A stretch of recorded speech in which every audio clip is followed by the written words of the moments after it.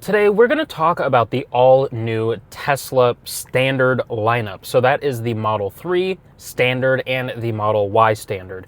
And I don't know how to say this, but I'm not a big fan of the Model 3 Standard, or at least with what they've chosen to do with it. So let's get into the video. If you are new here, my name is Arnell. This is Range Anxiety, where we talk about EV cars, EV news, EV ownership, and the pros and cons of driving an EV. So if that is something that you're interested in, make sure you subscribe so you don't miss another video like this.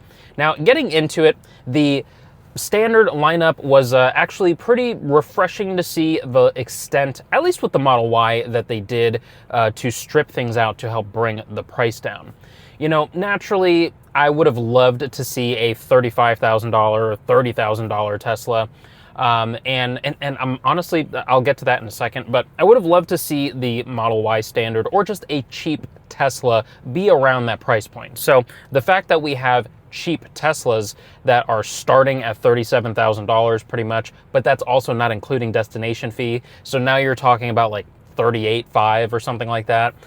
It's just not the best. And then the Model Y Standard is 39,990, which is basically 40 grand plus destination fee after that. So now we're talking like 41.5. So it's not the cheapest option that I would have hoped for.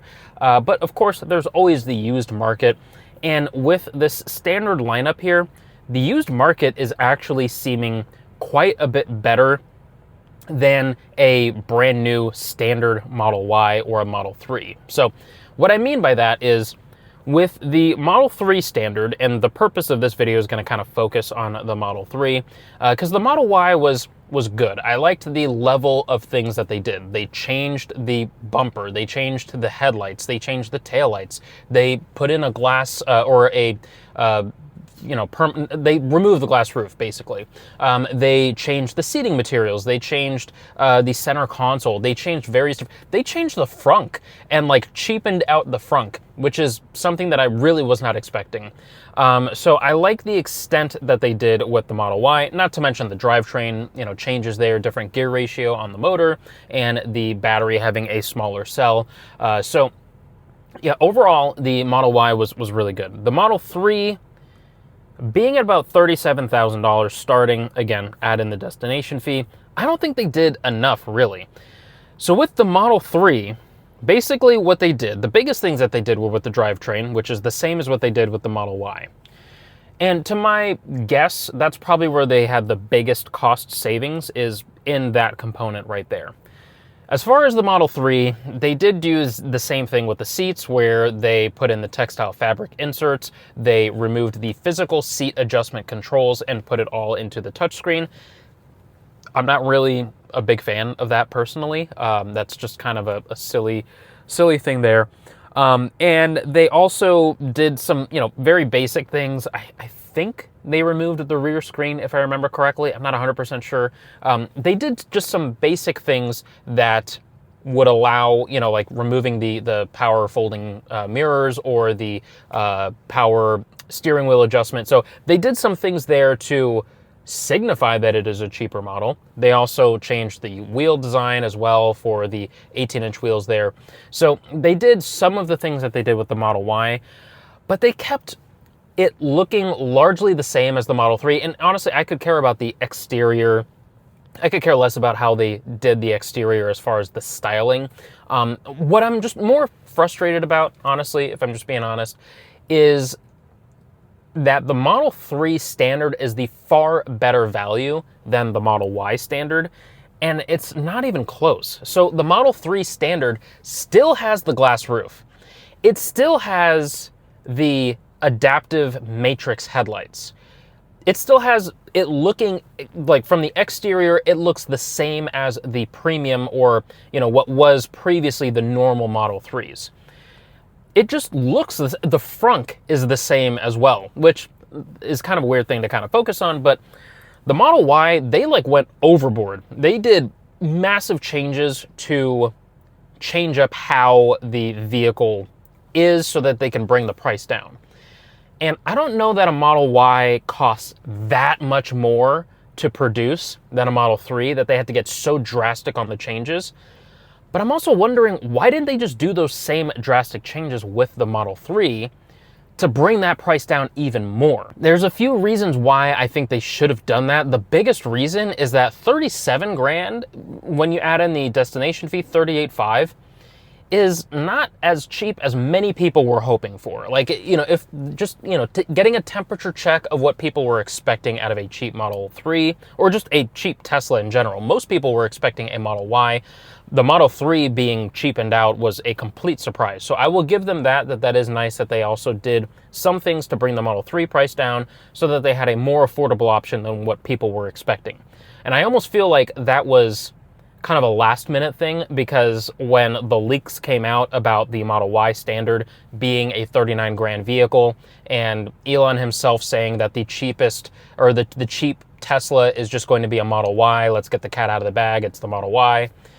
I feel like when the reaction of people that were expecting a cheap vehicle being the Model Y and the leak coming out that it was a 39 grand vehicle, I feel like they just kind of got a little bit of blowback from that. And so it was kind of like a last minute thing to decontent the Model 3 to bring that down. So that's technically the cheaper vehicle. I don't know. It's just a weird conspiracy theory that I have. But anyways, the fact of it being 37 grand, it's nice that they tried to bring the price down to make the cheapest entry cheaper than what people were expecting.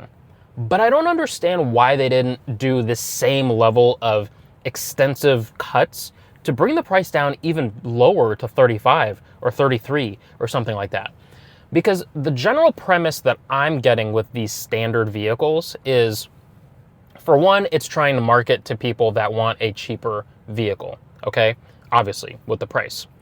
But for two, with how they're structuring it, the fact that the standard vehicles, the standard Model 3 or the standard Model Y, don't come with standard auto steer, don't come with basic lane centering on the highway. You can only get the adaptive cruise control, which is the traffic aware cruise control, which you're still obviously steering the vehicle. All that it's doing is just adapting your speed based on the car directly in front of you. So you at least have that built in there. But if you want any kind of driver assistance beyond that, you have to spend either $8,000 up front or $100 a month. I don't quite, I mean, okay, let me take that back. I understand why they did that, because this is something that I kind of thought would be a good way to bring the price down so that they're seeing less of a profit margin and they're seeing more people adopt FSD.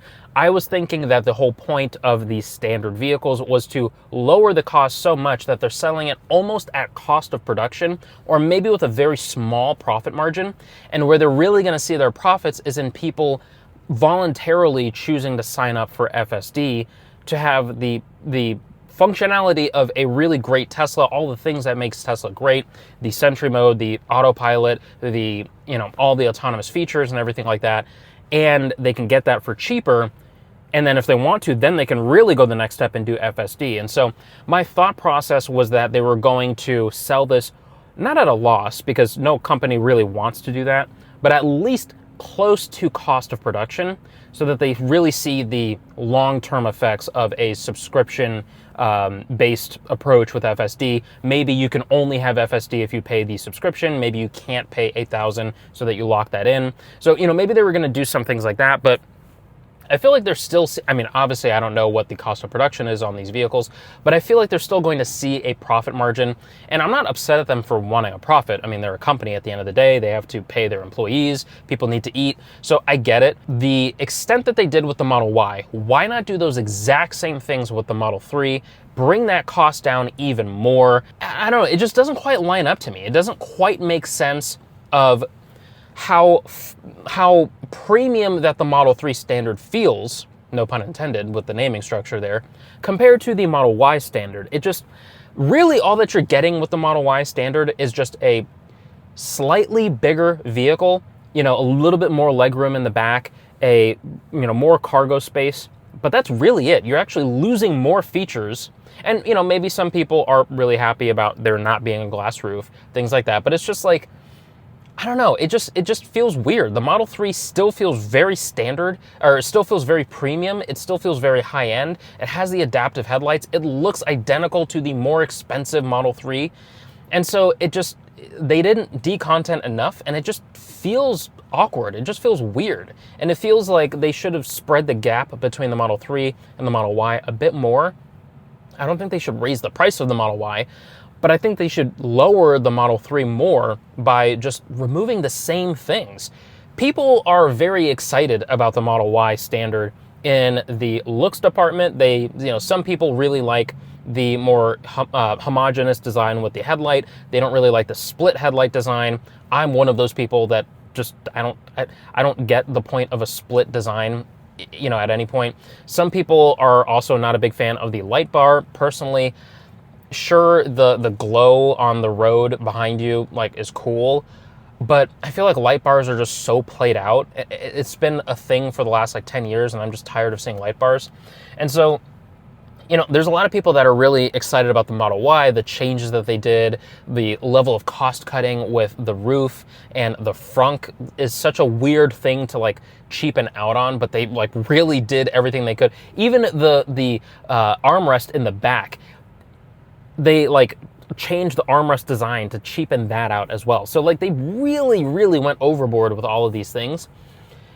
But then they just kind of did the bare minimum with the Model 3. It's just so weird to me. And the vehicles are based on the same platform. So it's just so bizarre to me to completely change up the production line for the Model Y standard, but then kind of change it a little bit for the Model 3. It's a very weird thing. So anyways, this is kind of a rant of, ultimately, I feel like if you're wanting to get into a cheaper vehicle, you are far better off getting a 1 to 2 year old Model 3 or Model Y that comes with all of these extra features. Whether you like the glass roof or not, whether you like the split design of the headlights and the light bar in the back or not, or with the Model 3, whether you like, some of these extra features or whatever, the fact that you can probably save a little bit of money by going with a slightly used vehicle, you're still getting something that is relatively new, but the fact that you will come with autopilot, the fact that you will have, all of these features sort of built in there. If you have a Model Y, you'll have more storage in the center console. You'll have a rear screen if you need it for the, passengers in the back. So you have all of these things that are sort of built in there to where you're getting way better value for probably a little bit less money compared to just getting the cheap base model. I don't know. It's just, if you are trying to get into a Tesla and you want the cheapest thing possible, you're doing yourself a disservice buying these cheaper vehicles. It just doesn't make any sense to me. Unless you specifically really love the design of the Model Y standard, I don't see a reason to get that over a 2-year-old Model Y. Sure, the design of the 2-year-old Model Y being the legacy, yeah, it doesn't look as new. Okay, whatever. But even a Model 3 Highland, those started in 2024. You could probably get a good deal on a 2024, maybe less than 15,000 miles, practically a brand new vehicle, still has years of warranty on it from Tesla directly that transfers over to the new owner. It doesn't make sense to me to get these cheaper vehicles. I want to hear from you if you are excited about these vehicles, if you think they're priced correctly, if you think they're featured, if the features that are in there are priced correctly and included correctly. And I know that they're trying to offer something that is closer to what it was, with the tax credit applied. And I'm sure in the long run, it will benefit them and everything like that. It's just the messaging is just very confusing and very odd. And it just doesn't quite make sense to me. So anyways, I want to hear from you down below in the comments. If you are curious about my thoughts on anything else Tesla, definitely check out this playlist right here, and I'll catch you in the next video. Peace.